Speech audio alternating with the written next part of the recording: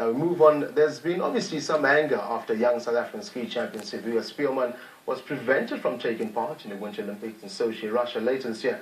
Condemnation came thick and fast after Speelman failed to make the A qualification standard for the Winter Games.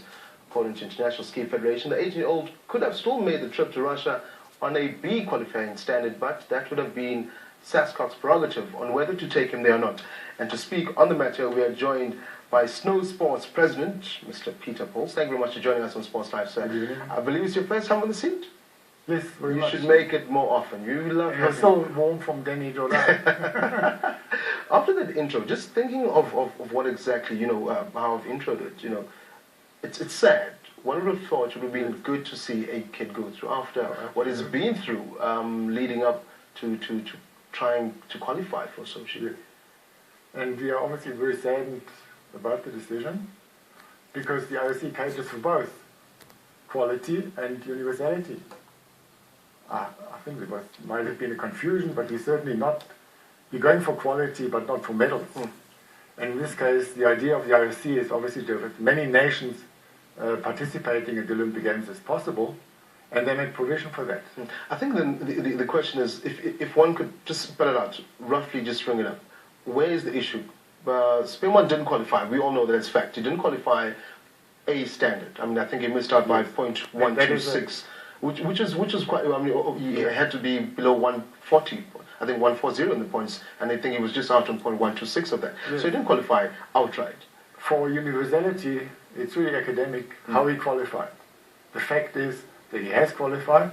He has received invitation by the IOC. Okay. And the National Olympic Committee, for reasons that they tried to explain, have decided not to honor that invitation. I think that's what I'm saying, if you can get a clarification. Yes. So he has actually received an invite by the IOC. I mean, they have been sponsoring him to try and get to qualification.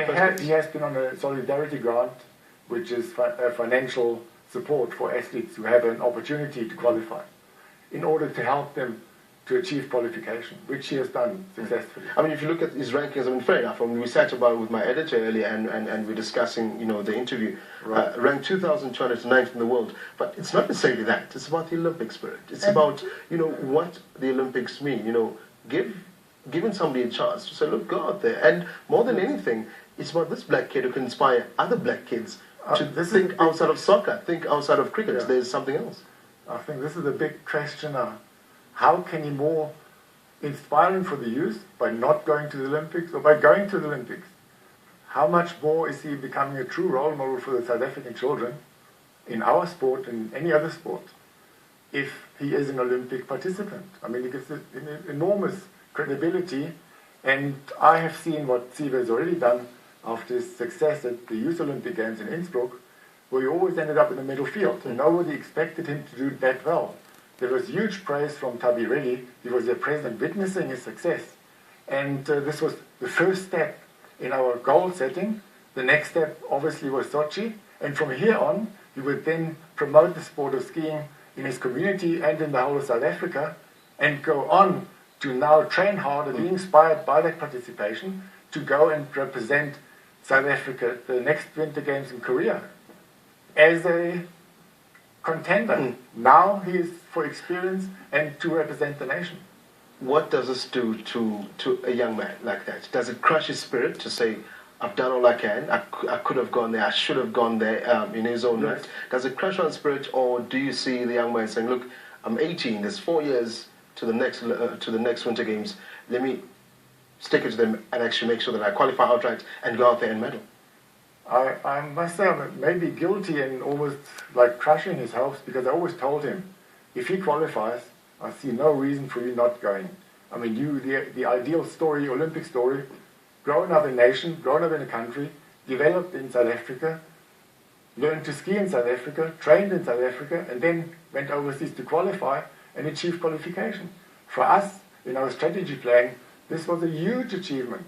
We were very close, as you know, for him not qualifying, and the Olympic Committee should have sat there in suspense to see, does he qualify? Is South Africa going to be represented? The true story of that, as you touched on, when you think of the Jamaicans and the bobsleigh team, it's a story, we've seen movies done about it, and that's the kind of inspiration that this young man could have had.